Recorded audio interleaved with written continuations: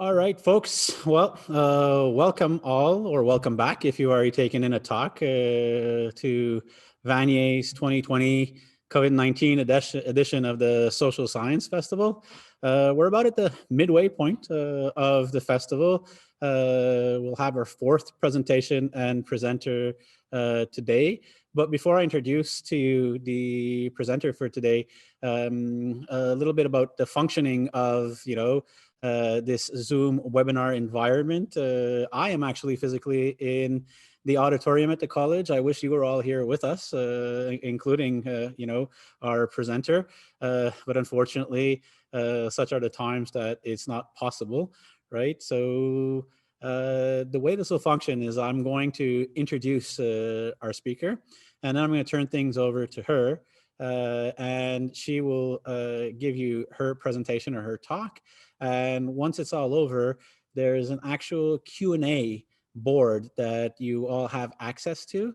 I encourage you to use it at the end should you have any questions for our presenter. So as you put questions on the board, I will relay and read out the questions to our presenter and give her time, and she will answer them. And we'll move on this way, question by question. So, without further ado, let's get started. Actually, it's a great pleasure for me. I'm very excited, to be honest with you, to present our speaker today. Maïtée Saganash is a very dynamic young woman. And she is a journalist, she is an author, she is an activist, and has been militating already for a number of years for Indigenous rights, Indigenous issues. So it's a great pleasure for us to receive her, and I was really excited when she accepted the invitation to talk to us today. So I'm going to immediately turn things over to you, Maïtée. Thank you, and the floor is yours. Thank you. Can you hear me? Yes, we can. Okay, because I have a new mic, so I was not sure if it was functioning, but I'm happy it does. So my name is Maïtée Saganash, and I am a Cree from Waswanipi. If you're familiar with the province, Waswanipi is between Val d'Or and Chibougamau, so it's about an 8-hour drive from Montreal. So this is where I'm calling in today. This is where I'm living. This is my home territory, and I've been after my studies. I've been back up north for about 3 years. I was in other Cree communities before, but I moved back. I moved back home, and I'm very happy to be. To be involved in my community and also working for my nation. I work for the Cree Board of Health and Social Services of James Bay and the communications team. I'm also a columnist for Metro Montreal. I'm also a columnist for Nation magazine and soon to be podcast host. So I'm really excited about that. A little bit about my community. So my community is a small community of a little bit over 2,000 people. As I was mentioning, I work for the Cree Health Board, but on the regional level. But I'm based in my community. So this is where my dad's family is from, and most of my family still live here today. We're a big family of 236 people. So there are 236 people under my grandmother. So it's quite a big family. But I'm happy to be here because back then when I was doing most of my activism down south, it was I was cut from my language, my family, my ceremonies, and my traditional trap line and all of that, which was really hard. It was hard kind of finding your Cree support system down south, and my activism would involve a lot of explaining and justifying my culture instead of living it on a daily basis. And I do think that as an Indigenous person, It is a privilege for me to be working in my native language on a daily basis. So I work in three languages on a daily basis. So hence why I will sometimes I'm looking for my words because sometimes the term comes up to me in French or in English or in Cree, depending. So if you see me looking for my words, that's why. I'm also very proud that sorry, I was looking at a comment. I'm pretty happy that I get to work for my nation and do something concrete for my nation every day. My role within the regional communications team at Cree Health Board is, to disseminate information in every community. Also, I have, the translation files, so I do a lot of, I'm involved in all the processes of, English and French translation, but also Cree. So it gives me the opportunity to sit down with some of our best translators in the Cree Nation to come up with some terms or to decide on what term is the best for what we're talking about. And right now, in the context of COVID, we have a lot of medical terms that we have to translate. Some of them already existed because we've survived pandemics before in Cree territory, and I'm thinking of the tuberculosis pandemic that our parents had to go through as children in residential school. So a lot of terms were already existing, but there was some new words that how do we say COVID-19 in Cree? Cree is a very descriptive language, so we had to make sure to find the right words to describe this so that our elders could understand.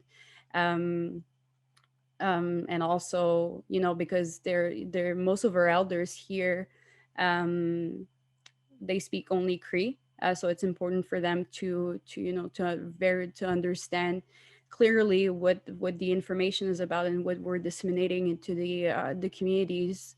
The information we've been disseminating has been on bush radios for people who live off the land to receive. We've been, talking on the radio about it. We do social medias as well. And I'm very proud that, Crees in Quebec are the only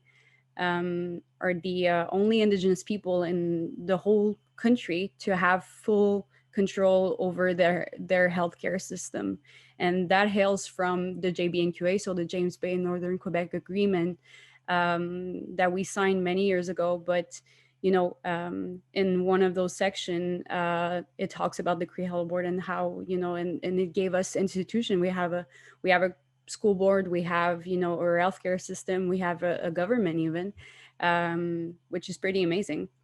And I'm very and I'm happy to be talking about some of the things we do at Cree Health Board, and some examples that need to be shared, I think, for people to know, and what sovereignty looks like for Indigenous people. So as I was saying, Cree Health Board is we're the only Indigenous people in Canada to have control over healthcare system, and that allows us to have a different, approach to our healthcare system. Something that services that are culturally safe. Recently, we've been talking a lot about the tragic death of Joyce Cedric, so the Atskemic lady who filmed herself while dying in hospital. And you can see on the video on the Facebook Live that the nurses are saying racist comments to her. So this is something that when you have full control over your healthcare system, can be prevented, or if it does happen, it can be addressed, and we can hold people accountable for that. We do have mechanisms in place for that. We do have a commissioner of complaints, so and that all the complaints can be received in French, English, and Cree. So if something like this does happen, you know, we encourage people, and, you know, it was an opportunity for us to, you know, as an Indigenous, you know, healthcare provider, to, you know, tell the government that yes, systemic racism does exist. It exists even in the healthcare system in Quebec, and to remind people, our own communities, that, you know, you have rights, and your rights can be, you know, respected. You have to be respected, and if they're not, there is a place for you to express what happened, so we can prevent that from further happening. I don't know if you remember, but when all you know, the allegations from the Indigenous women in Val-d'Or against the SQ, when it happened, you know, a lot of our clients, you know, spoke up uh, about, you know, experiencing racism in public services when they were sent to Val-d'Or, including the healthcare services. So, you know, we moved a lot of our, you know, as having the full control over our healthcare system, we moved a lot of our operations, you know, in Montreal or other places. You know, a lot of, you know, we and we do have, you know, a place for people to stay in Montreal as well. Um, so, you know, all of this is not perfect, but at least we have, you know, mechanisms in place to make sure it does not happen. And I'm, you know, I'm very disappointed in Legault's government not to recognize systemic racism, because, you know, it shows that there's, you know, and all the comments, and even the comments from the nurse, when she told Joyce, you know, oh, and we're paying for that, saying that we're paying for Indigenous people's services, you know, that they're receiving. I think it shows a great misunderstanding of, you know, first of all, the Indian Act, and second of all the treaties um, that have been signed in Canada. And that's something I want to talk about a little bit. This country was, you know, was founded on the thief of resources, and and still today it's a war on resources. If, you know, governments deny some of our fundamental rights and some of our inherent rights, you know, it's all a matter of resources all the time. You know, when Sir Johnny MacDonald founded Canada, you know, he cleared the plains, and, you know, to clear the plains, you had to clear the plains from people occupying the land. So what he did was to program starvation um, in the plains to make sure that he could clear them, and that's how reserves. That's why reserves were created. In fact, is to prevent Indigenous people from, you know, occupying the land. So all these little, you know, communities were broken up, and there were people were being set in reservations under the pretext that we're going to give you food, you're starving, we're going to give you food if you come to the reservation, you know. So that was Sir Johnny MacDonald's tactic, um, because he wanted to build the railroad. So, and I think we're still seeing it right now, with everything that's happening in Mi'kma'ki. So you've probably seen that on TV, or on social medias, that that right now, you know, settlers in Nova Scotia, settler fishermen are angry that that Mi'kmaq people set up, you know, lobster traps off season, as they say. Even though, you know, there was a debate on that, and, you know, in 1999 there was the Marshall decision from the Supreme Court, saying that, you know, the Mi'kmaq right to harvest, to fish, was enshrined and upheld in the treaties. So the, you know, uh, one of those treaties is the one signed in 1752. And, you know, and even though, you know, the section, um, Section 35 of this of the constitutional law, you know, kind of confirms those rights, even though they're not defined. And I think we did miss a great opportunity to define those rights when Romeo Saganash, who happens to be my dad, presented his bill C-262 in Parliament. So that bill's goal was to harmonize the federal laws with the UN Declaration on the Rights of Indigenous Peoples. So instead of having, just, a decision or a section stating that we do have rights, it would be defined. And I think that's the problem right now that we're seeing in Mi'kma'ki, because yes, they have the right to fish, but people want numbers, people want regulations.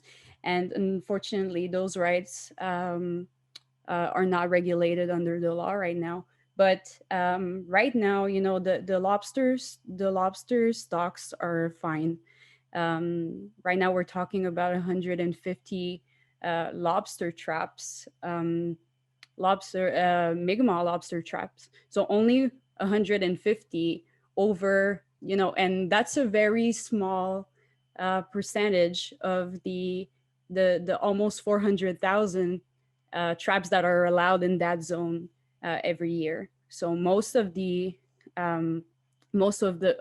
lobster fishing in that area comes from settlers, and then they're using the conservation argument, the saying, oh, they have the right to fish year long, and this is a threat to our industry. But really, we're a small minority, and we've been harvesting um, sustainably for many years now. So there's, for since time immemorial, that fact. And even here in my territory, a lot of settlers blame the Crees for the caribou herds being smaller and smaller, saying that we have the right to hunt year long, and that is because of us. But really, a lot of studies have been um, done, and in fact, it's the development projects that have been impacting the caribou. It's like the caribou in Val d'Or. There's a small number now, and it's proven that it's because of the forestry industry. So yeah. And after that, and with that ongoing war on resources, and back then, it of course it damaged our communities. And then after, with the Indian Act, came the Indian residential school system. So of course this has damaged significantly our communities, and still does today. So there's something called intergenerational trauma. My dad has been taken at the age of 6 um, to go to residential school. So he was taken there for 10 years. And there's still stuff, that my dad never speaks about. And the main thing that I know about my dad's experience in residential school is where he was the first night he got there, and that's pretty much it. And that's something I do talk a lot with fellow survivors, because survivors are, they're in my family. My dad's a survivor, my aunt, my uncles, my coworkers, even my boss is a survivor. So it's not something that's far away in history. It's, we're still seeing us, and the topic comes up quite often in our communities. But that's something I discuss with other, survivors, is that they they don't really speak about it with their own children. So it's kind of, there's that communication link that's been missing. And I do understand, because if you grow up surrounded by violence, if you grew up surrounded by abuse, and if you're not given the right tools to express yourself at an early age, and that's what happened in residential school, you're not able to do it with your own children after. Um, but so yeah, that's been impacting our communities a lot. But to go back to the topic of Cree Health Board, I'm happy that we're able to heal those traumas in the ways we want to. Um, One good thing that's happening at Cree Health Board is we have a whole department that oversees the more traditional side of health. We do see health as an holistic way, not just physical health or mental health, but also spiritual health. Um, and we do have that at Cree Health Board. And like, if people are not very comfortable in having those one-on-one sessions with a therapist, they can ask for a traditional healer. We also promote and um, ferociously protect traditional knowledge, I would say.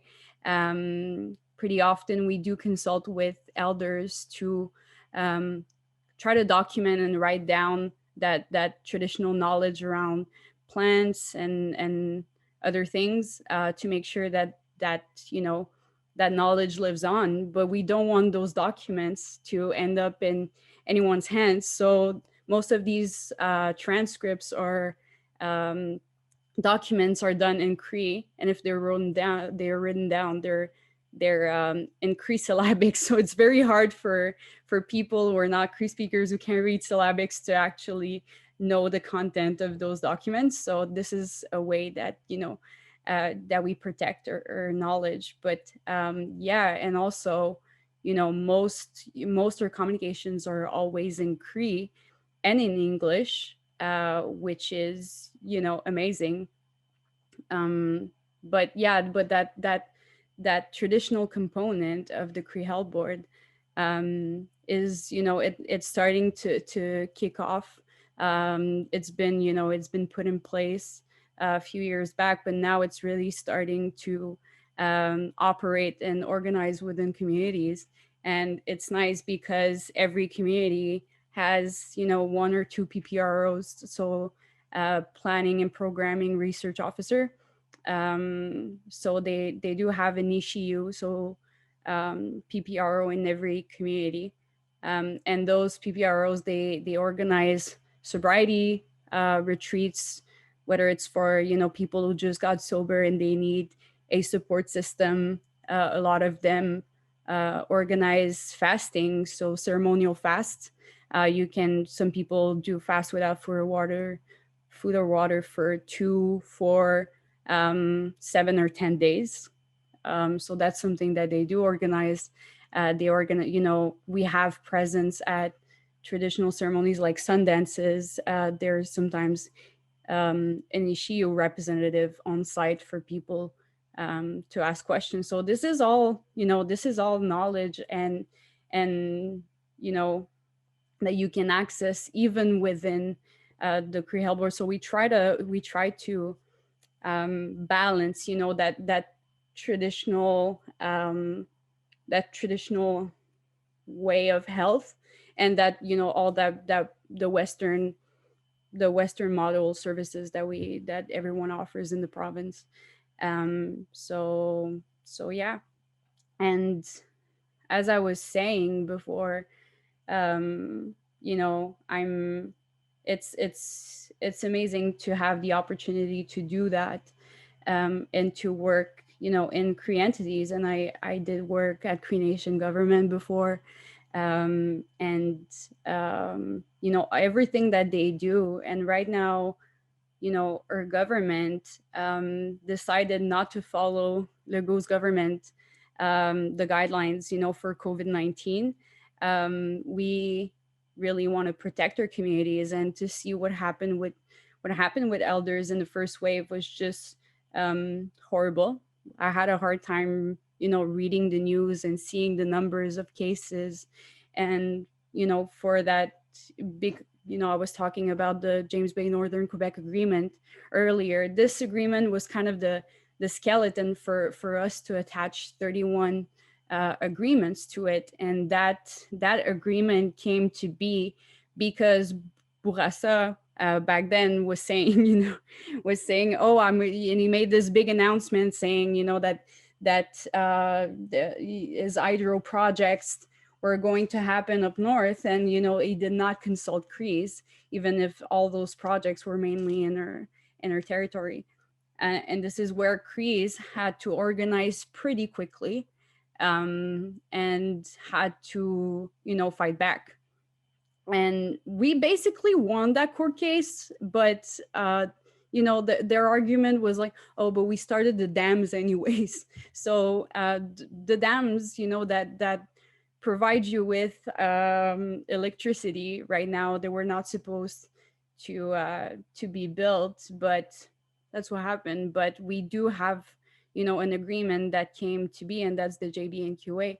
The Inuit are also under there, and the Neskapis joined later, a few years later.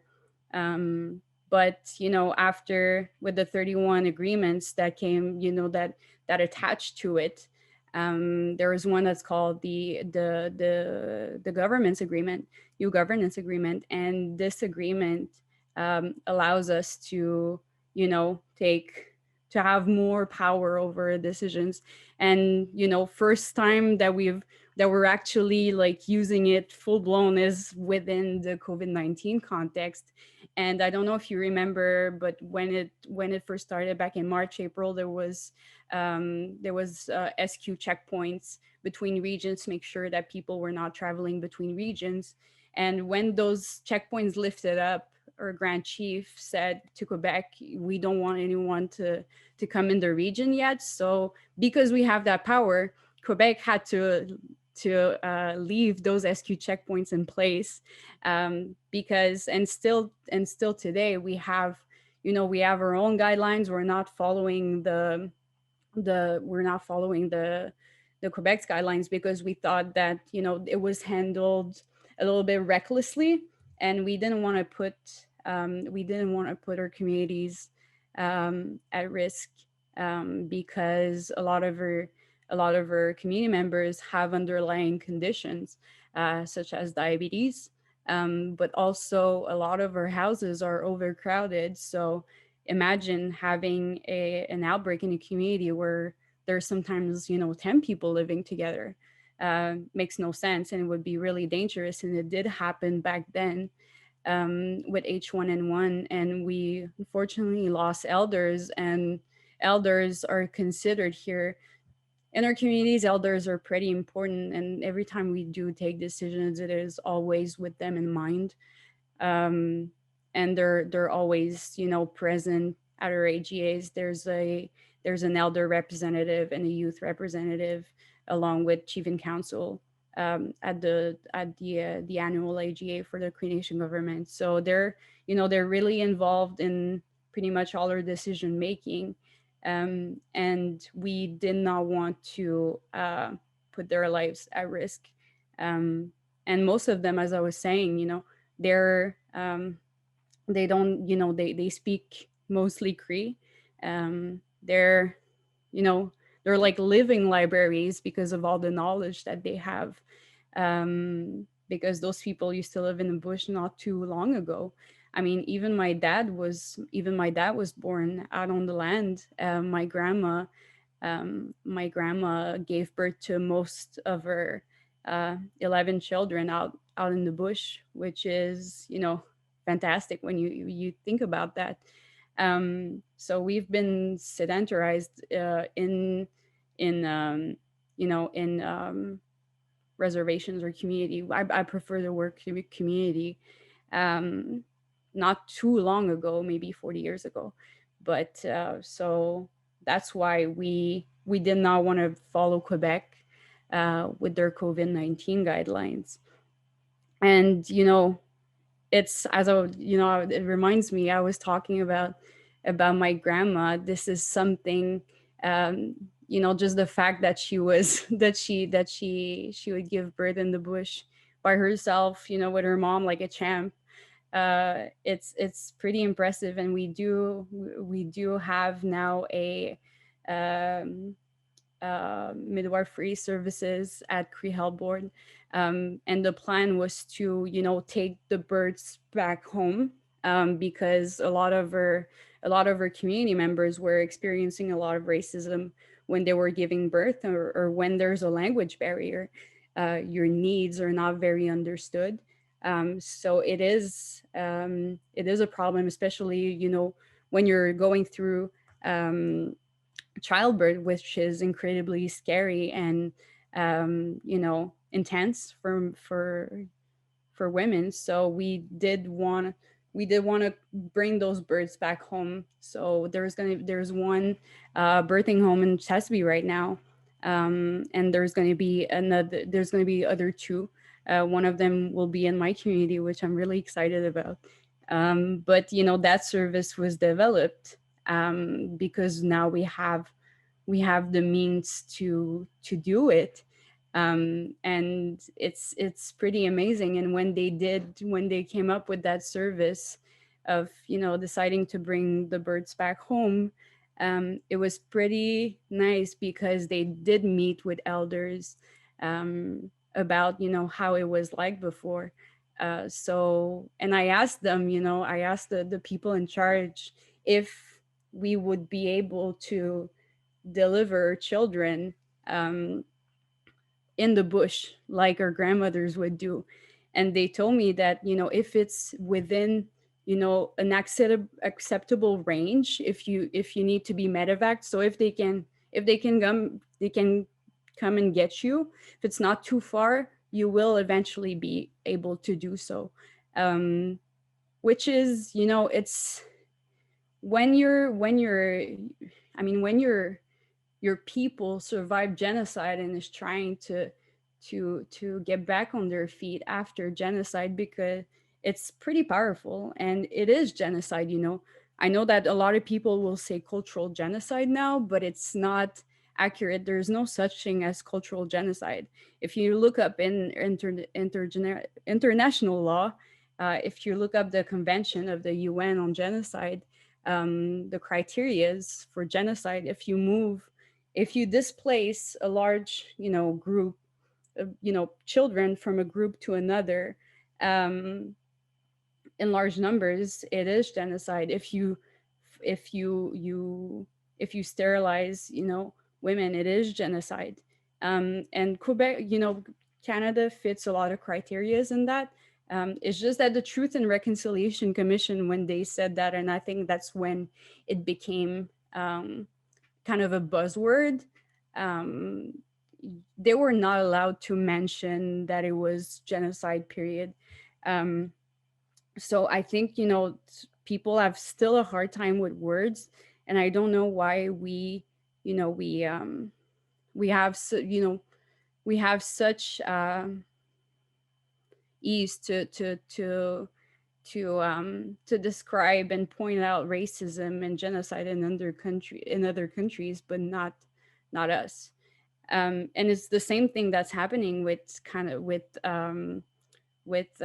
systemic racism right now, is that um, there's a whole debate on the word systemic, and you cannot deny systemic racism when there's literally an Indian Act that's still in place. I still carry an ID that says Indian, which is and that very law categorizes us according to a blood quantum. So according to like a percentage of Indian blood that you have, which makes again no sense. So, and the thing is, that law, some people operated and implemented it in Quebec, even if Legault says no, but it's a federal thing. It's not a Quebec thing. No, because even healthcare, in the healthcare networks, the partners, they have to give services according to this law. So it's not because there's a border between Ontario and Quebec that racism stops there. It's not that way. And most of the nations in Quebec are still under the Indian Act, and fortunately for us, the JBNQA um, aimed to to kind of separate us from that very racist and misogynistic law. But still to this day, it's a struggle because Cree country, as I like to call it, Cree country goes all the way to British Columbia. Um, so back then there was no borders, and my people, you know, um, exist all the way to British Columbia. We speak different dialects, but we're still able to understand each other. And because of those borders, that JB and QA, we cannot, not all Crees in Canada can expand it, can benefit from it, which makes again no sense. And that's an ongoing fight that we're having, trying um, to make sure that other Crees can have access to those rights. And even across the James Bay, there's Moose Factory and all those communities on the coast, but on the other side in Ontario, and they have the same last names as us. They have the same, because our ancestors used to travel, and they were not, our communities were not separated, or people was not separated by a border. And that's been one of our argument, not to, if Quebec, um, because there's still debates on, the Quebec sovereignty. But back in 1995, 98% of the Crees said they didn't want to separate from Quebec. But then Quebec says, no, you cannot, like, we cannot split Quebec in two, like, you have to remain within the province, and kind of, imposing those borders again. Um, and this is one of our this was one of our arguments, saying we don't want to have, an extra border again separating us from our kin, which exists everywhere in the country. um, but Quebec refuses because, well, Quebec, the Quebec sovereignty supporters refuse because they know well that all the resources, um, forestry, mining, the dams, are all in their territory and up. Um, Same thing for Côte-Nord, but a lot of the resources are in their territory, and Quebec pride itself with saying, that we're champions of hydroelectricity, and it's a national resource too. It's been nationalized, and it's the biggest, construction development since the pyramids in Egypt. But this was made, um, this was made, uh, against their will, and it did flood a lot of our traditional, um, trap lines. It did force a lot of communities in both Inuit and Cree territory to relocate, because everything was going to be flooded. And also, we lost a lot of, our archaeological sites, which is, sad. Now our ancestors are underwater, and because we don't have any, written history, and because, our beliefs around death, it was important for us to, to have access to that. But unfortunately, most of the archaeological sites have been flooded. So yeah, so I'm being told that we should start the Q&A soon. So yeah, go ahead. Thank you, Maite. I'm just gonna reactivate my camera here. And before we start the Q&A, I quickly want to mention something that I was intending to mention at the top, which I completely omitted or forgot. My sincerest apologies that Maïtée's talk was actually partially sponsored by the Indigenous Studies Certificate Program here at Vanier College. And I'd like to thank the program, Allison Jones, current coordinator, and also Jackie Valley, previous coordinator. Thank you very much. Right. So, folks, it's time now. If you have any questions, I'm sure there's lots of questions that we can ask. The Q&A board is open. So please, I encourage everybody, right away. There's no way to do this verbally, obviously. You have to write out your questions to us on the board. And as soon as I have the first one, I'll redirect and we'll get started. So we need somebody to break the ice. Usually once we get one person, it gets going. So I'm waiting, folks. I'm sure there we go. Yeah, the first question. Can you tell us the name of your language again, please? Inuimun. So it's, yeah, I could, if I write in the chat, would you is anyone In gonna see it? I don't know if you have access to the Q&A. The chat is not open to all. So, but the Q&A is, but I don't think panelists unfortunately have access to asking themselves questions.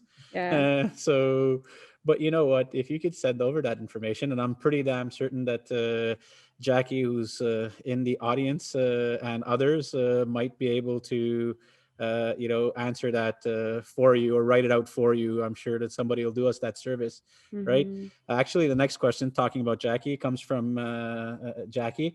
Great to see you, Maïtée. I was wondering if you could talk about the role of women in community empowerment and I don't want to wander. You can read this for me, please. I want to be respectful. I'm not too sure how to read that last bit of the question. I think you could see it, Maïtée. Can you No, see? No? no. EU Okay. each yeah. EUST. Okay. Okay, there we go. I'm sorry. Yeah. No problem. Yes. The role of women, well, I said, as I said before, like even in my family, my grandma, after my grandpa passed away in the 70s, she was alone. She remained, in the bush by herself for a whole year, hunting, providing, and raising her family alone. At some point it did get too hard, so she had to go to a kind of settlement that we called Miquelon. It still exists today. So she had to go there to get help from other Cree families who were there. So our women are extremely strong, very resilient. My grandmother, survived, Indian agents taking her children away forcefully. She survived all of that. One of my uncles never made it back from residential school. It took 40 years for us to know where he was buried, and it took 2 years for them to tell my grandparents that he had passed away. Within the first year, he was sent to residential school across the bay in Moose Factory. So, you got to put respect on their name. And I do pride myself in saying that I come from them. I come from those women.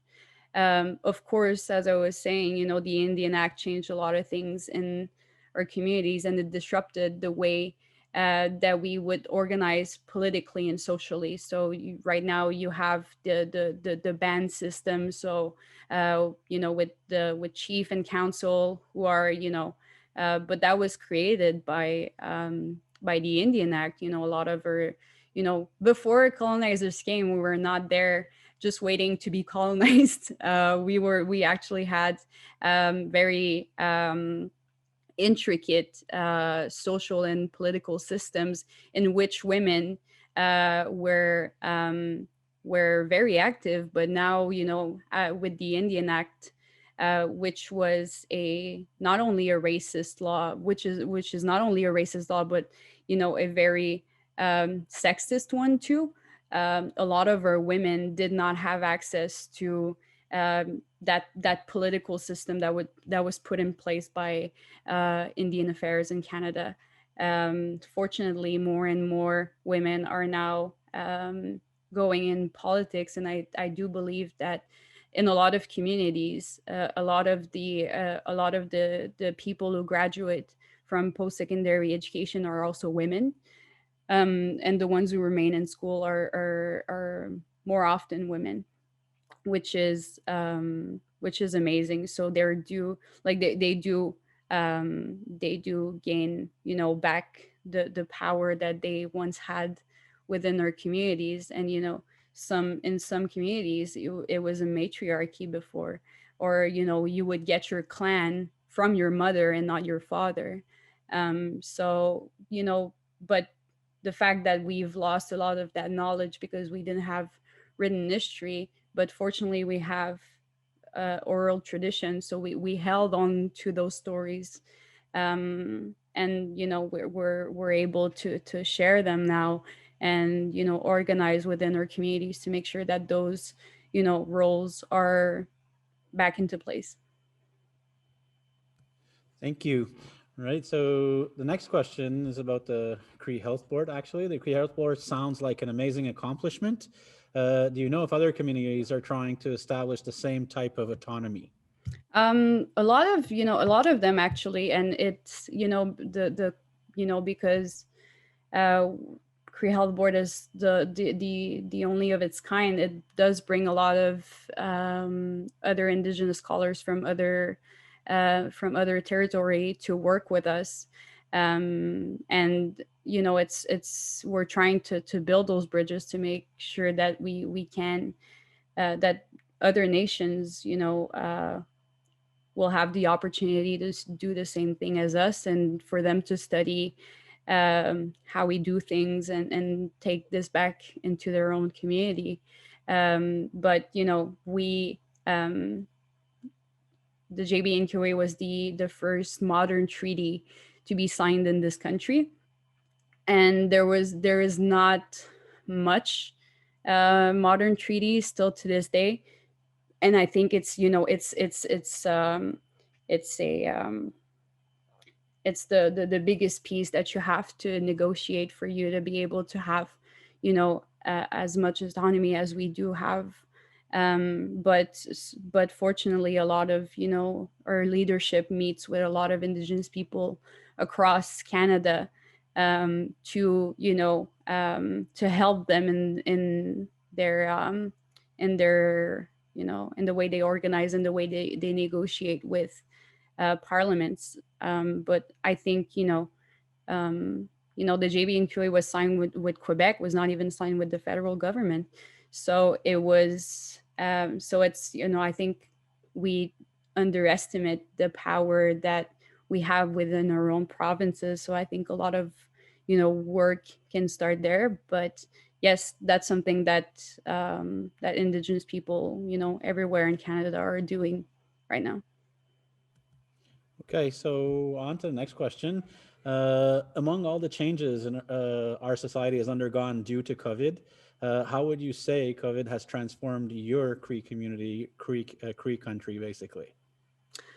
Um, well, we do have checkpoints at at the entrance of the community right now. So if you're coming from a zone at risk, you cannot access the community. And even us, even if we travel to a zone that is judged at risk, we have to self isolate for 14 days, at home. And there's a public registry on that, so there's no way of you kind of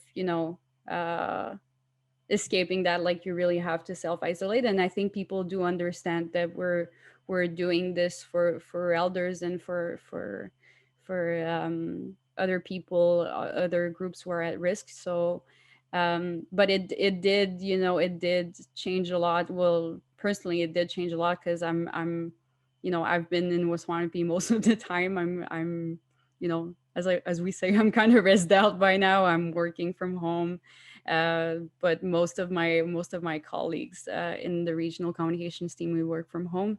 But it was very hard for a while, especially at the beginning, because we didn't know what we didn't know what it was exactly, we didn't have much information on what COVID was. So it brought a lot of fear because, as I said before, our parents or grandparents, they have gone through tuberculosis and other pandemics before, and it was, very traumatic for them to think about that, because they were wondering, are they gonna send us like down south for a year like they did before, or like it brought up a lot of memories. So and but fortunately, we were ready, and the fact that all the community worked together to make sure that we would remain safe. It was pretty amazing to see. And even, they changed the services for elders, and to make sure that they wouldn't have to go, let's say, grocery shopping, or they didn't have to go to public places. They would, we delivered food to them. We had a food bank. People were donating to the food bank, so they had meals, cooked meals, and they had grocery delivered to their door. So we had to, but it was hard. We had to cancel a lot of our ceremonies, community care that we usually have, all those events, like we have Winter Arts Festival, in which we do a lot of, winter traditional things. We're fixing moose hides, making snowshoes the traditional way. A lot of those events where the community gathers together, we didn't have. And I think people felt it a lot. And just the fact that, some of people were passing away, and we couldn't do um, our our burials properly was very, very traumatic for a lot of people, especially close knit communities. Um, we're, as I was saying, we're just like 2,000 people, so everybody know each other. And when something happens, we collectively feel it on a much higher scale than when something happens in the city, let's say. So it was, but like Sundances were canceled.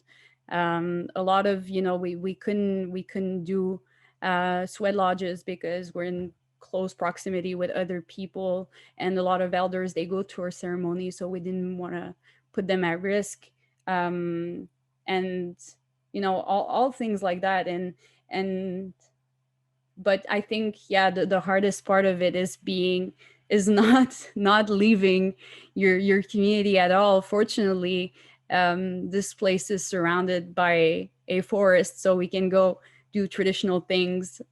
Still, we didn't cancel, all the hunting periods like goose break, moose break.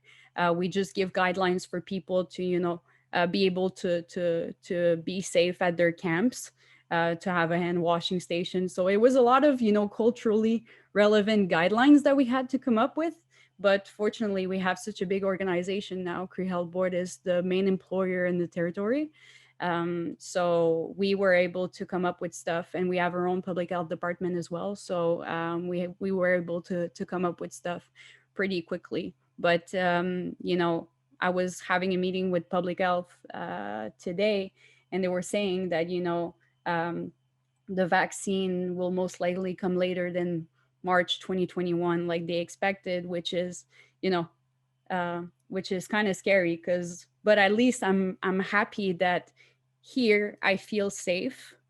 And the last case here was in March, and it's someone who contracted it in Montreal for a medical appointment.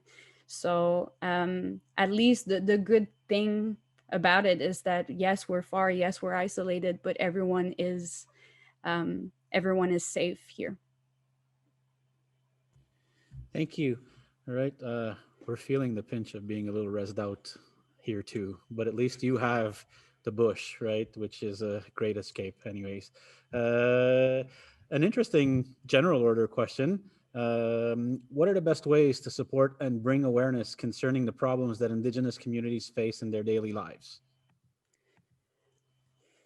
I think there's, oh my God, well, right now there's so much literature on this. And we have Indigenous medias, we have, and they're most of them are independent media. So if you want to subscribe to them, and support them, it's really important, because those issues are not covered by mainstream medias. But there's so much literature available out there now in English and French. And that's something that I do tell people a lot, is that I wasn't born knowing all of this, like I had to read, I had to experience it. And that's something that, even though you cannot experience it, that's something that you can actually do yourself, and read about it. But I think it's about, um, standing up for us too. We're, as I said, we're a small minority, and it's important. And at some point, I was with my boyfriend who's non-native. We were grocery shopping, and the cashier said something racist about my people in front of me. And he was kind of shocked, because he didn't know how to react, because that's not something he experiences. And I had to stand up for myself, and that's what I told him after. I'm like, I shouldn't be the one standing up for myself all the time, because it's already very hurtful to experience this, quite regularly, unfortunately. um, so I said, this is your job to stand up for us any occasion that you have, whether it's in at work, in school. If it's if that's something you can ask your professors, if they don't give out enough Indigenous literature, you can literally request it, or say, hey, by the way, you're you know you're you don't give a lot of Indigenous literature. And that's something that I would tell my own professors when I was in college. And that and I know that it's not conscious. I know that it's been our absence has been so normalized in Quebec, because the Quebec government pretends that we don't exist, and it's working really well. We're barely there in the history curriculum, in high school. We're barely there, anywhere in the medias, and in everywhere. So that's something that people are used to, and they don't necessarily see that we're missing.